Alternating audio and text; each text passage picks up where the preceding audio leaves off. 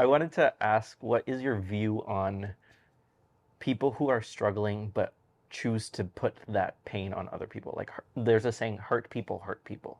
Yeah. People who are hurting inside, who are going through their own versions of struggle, tend to put it on other people in other ways. It could be physically, it could be verbally, it could be just the way that they act. What is your view on those people who, you're saying anyone who has the ability to struggle is also the ability to help and better humanity. But what about someone who's in a very, very tough spot and doesn't see that hope in humanity? Yeah, and that's where they are in this life, and it's like they, I mean, we can chant for anybody, and we can have an impact. We can't change their life, right? But if it's someone you know and care for, to me, the simplest thing is chant for their happiness. And if you even plant the seed, maybe in one lifetime they're going to start self-reflecting.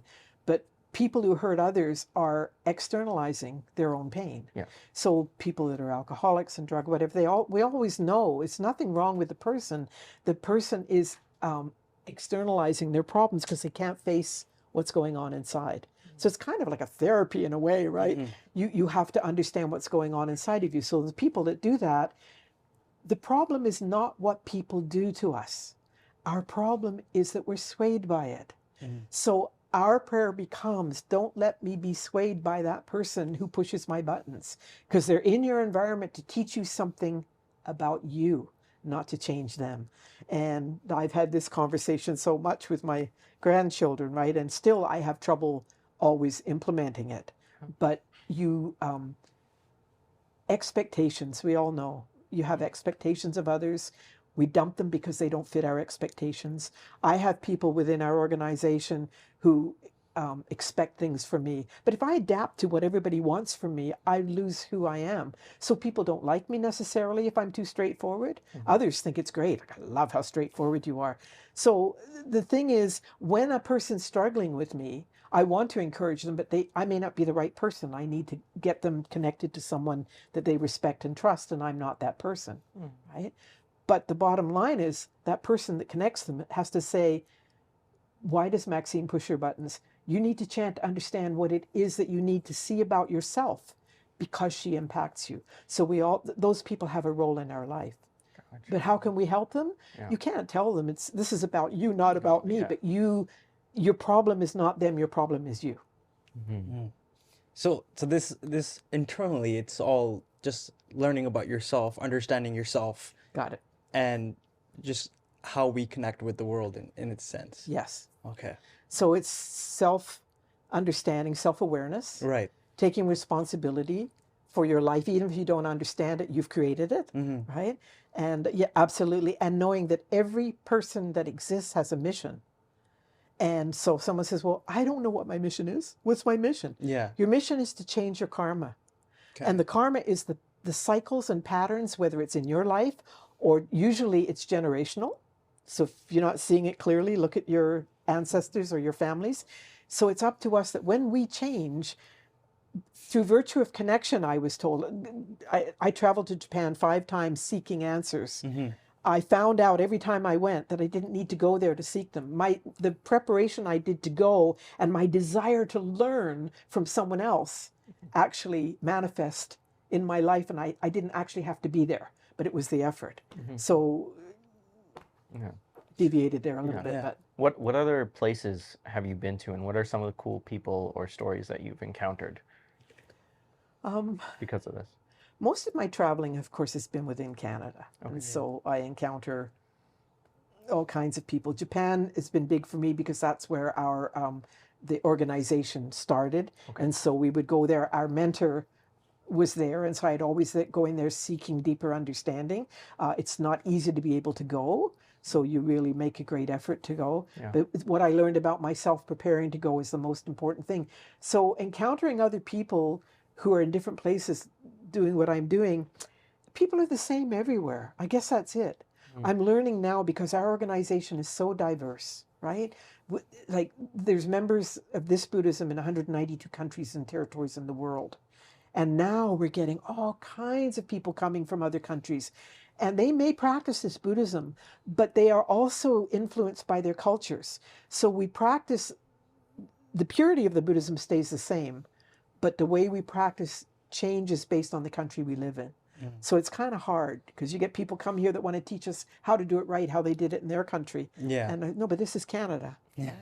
So I don't know if I answered that, but So it's a very practical spirituality in a sense that, you know, it's very adapted to the environment that you're in then, right? yeah. Okay. And it's a global organization.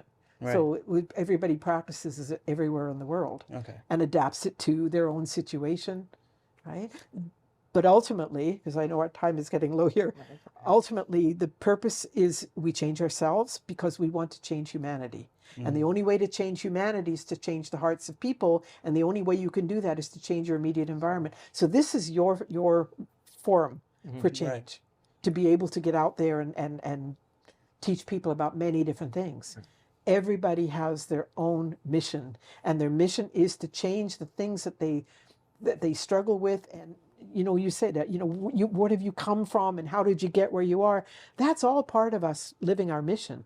It's just following a path and not succumbing to negativity, and not.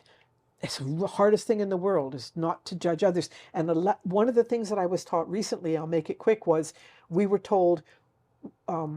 One of the leaders, there was a headquarters video recently, and he was talking about the change for my generation, how difficult it was because everybody was learning now online. And that when you go online, he said, you go online with people that think like you know, that believe in the things that you believe in.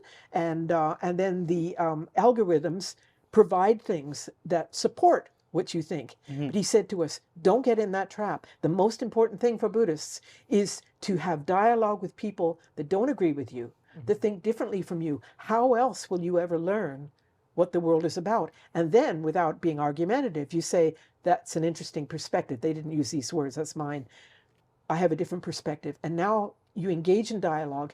Now you understand people differently that were absolutely out of your realm of comfort because they didn't fit into your little thing. So we've been told, use this new technology to learn. You have to expand yourselves, especially as you get older.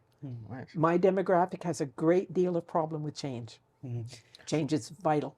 I like the idea that you brought up with social media because we're on social media 24/7. You know, it's a ever dynamic world that we live in terms of social media. Yes. Everything's changing in a matter of seconds.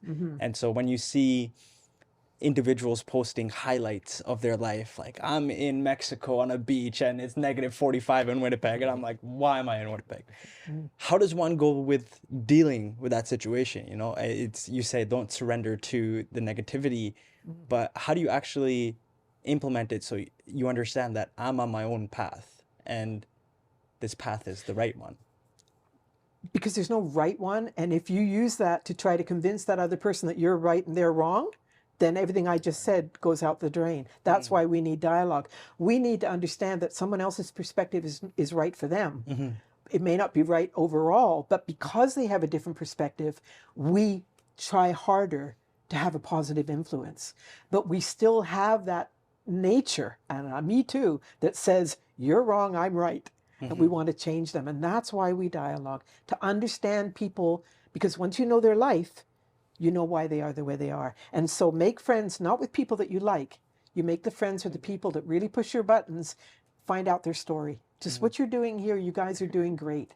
Find out their story, and then you will understand them differently. And that's the beginning of changing the world. And for me, it's all about your generation. The next generation, humanity's got to change. It's in your hands. I could be around 2 more days or 20 more years. But we know that that's a possibility. Yeah. So how much value am I going to create? That's why I'm here in the short time that I have left.